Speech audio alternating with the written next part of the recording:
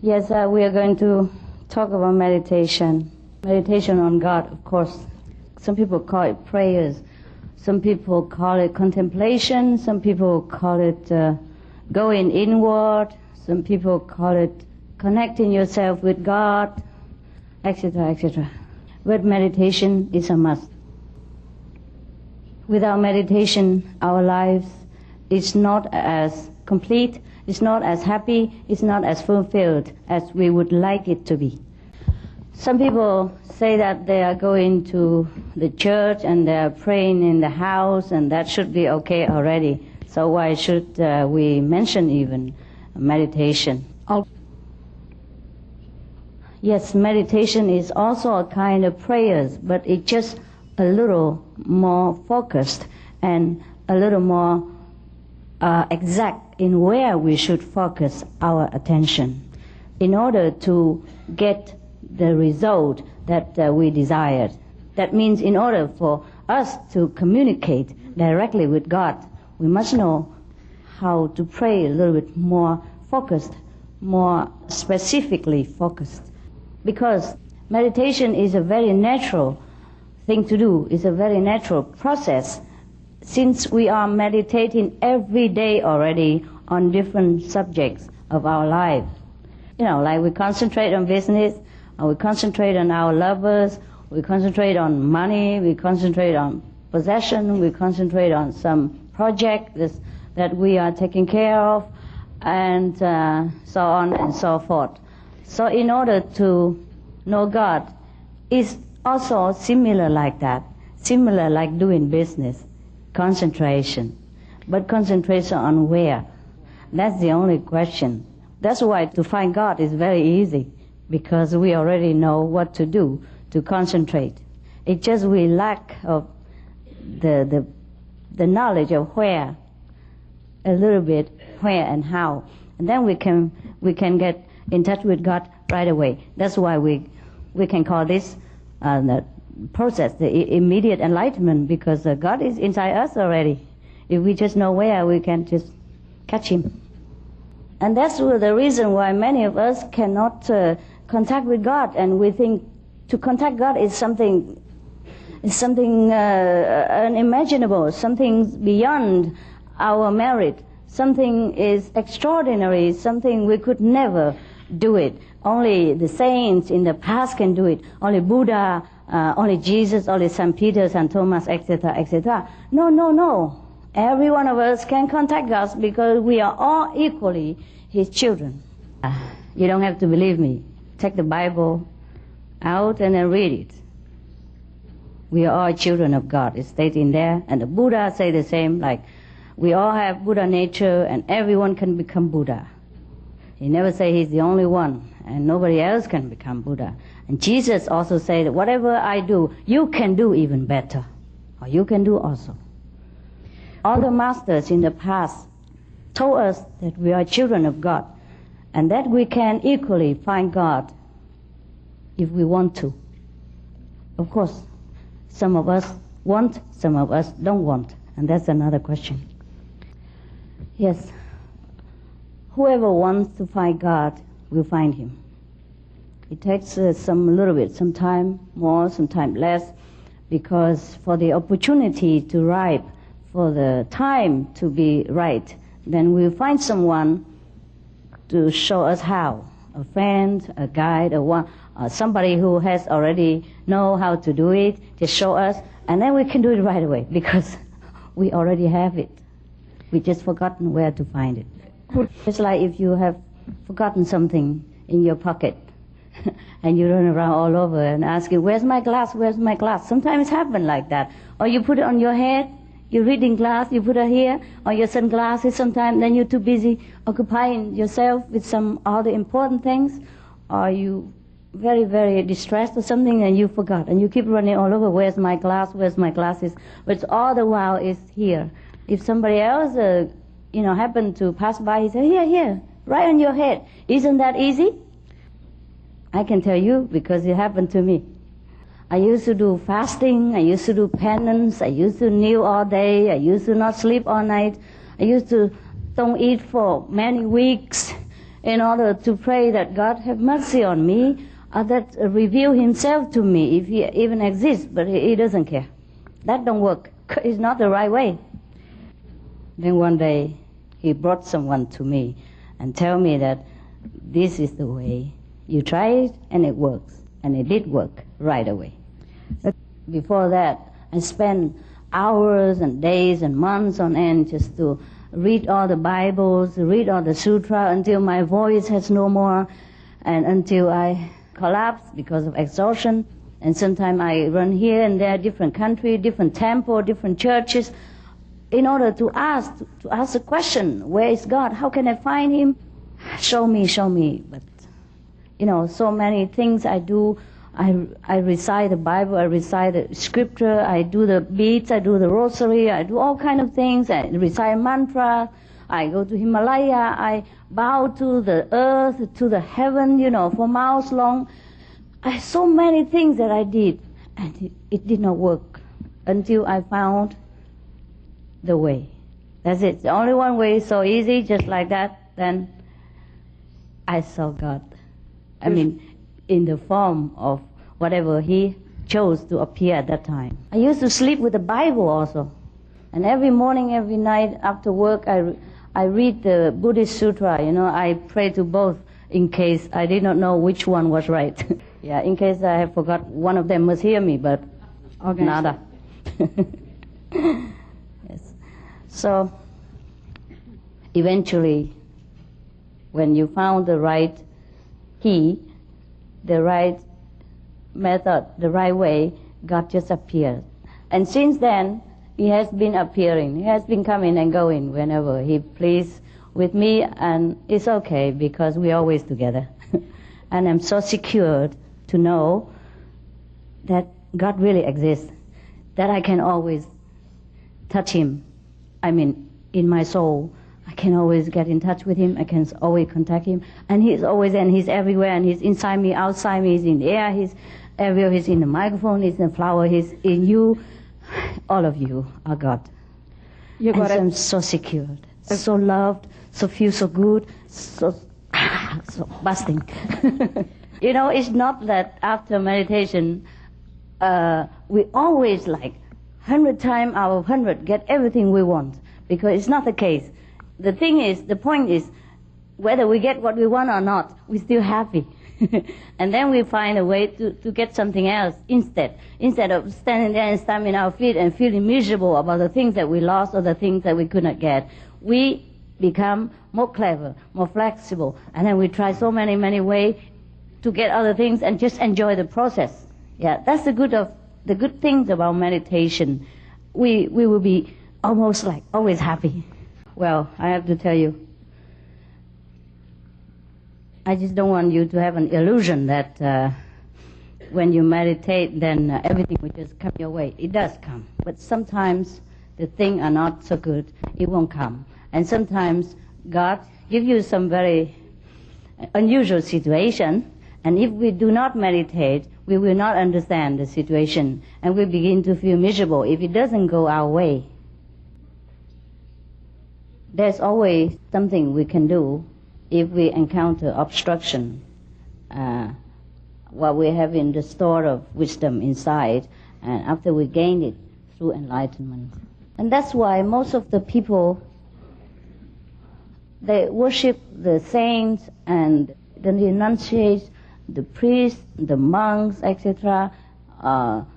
Those people who really are monks, really priests, who are really enlightened inside, because of their consistence in happiness, in contentment, and in reliability. And a lot of people follow them, even though sometimes they don't seek out the fame or the fortune or the followers. But people will like to also come and be friends with them, these saintly people. But most of the times, the person who practice spiritually, they always in luck, except the master. The master has to bear different kind of destiny. Yes. And that's why Jesus for example, has to shed his blood for the bad karma, so-called karma or the sin of his disciples when he was alive. Because he took in so many people.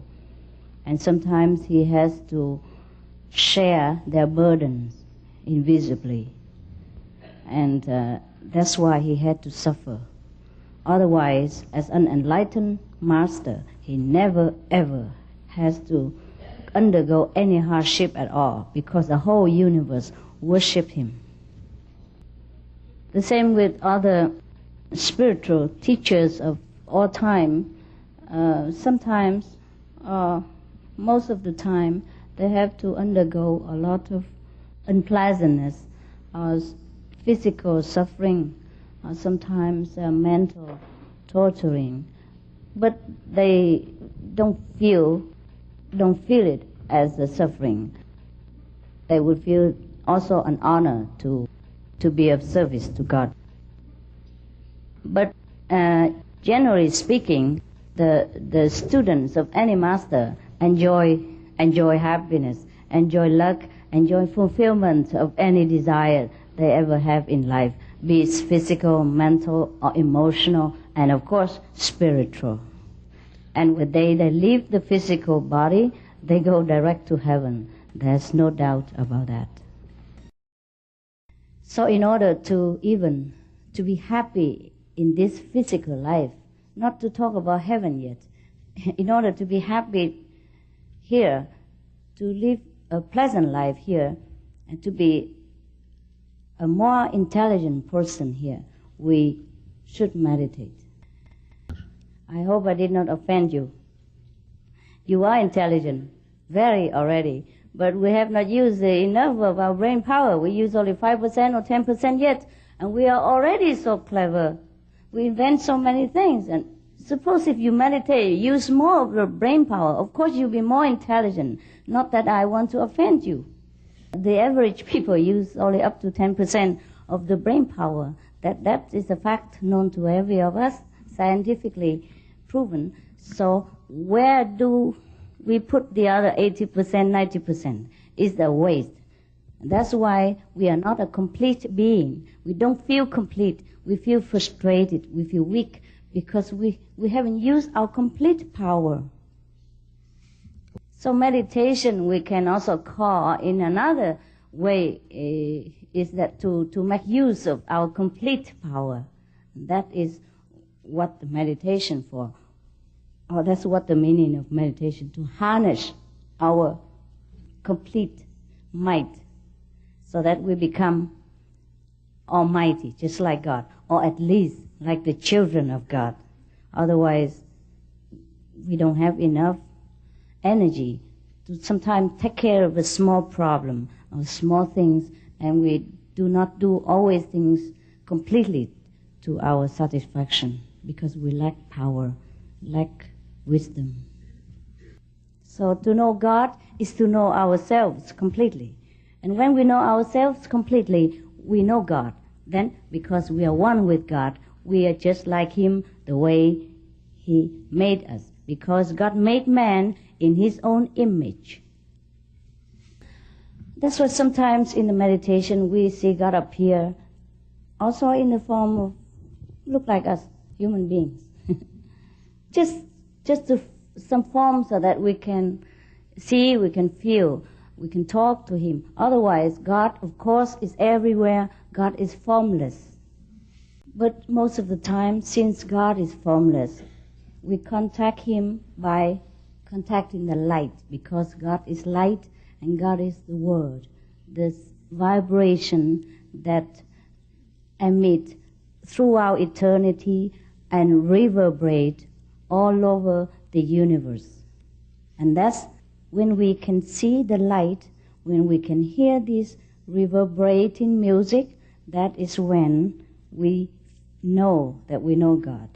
There is no such language that I can explain this. We only know it the moment we get contact with this power. That's why in the Bible it stated when Moses saw God, he appeared as a flame, as a burst of fire.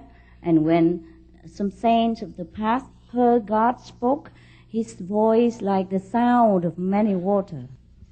Also, sometimes in the Bible it states that St. John went to heaven and he heard the sound of trumpet, etc. Yeah, all these vibration, the music of the universe is a teaching of God, and we can hear that in order to be wiser.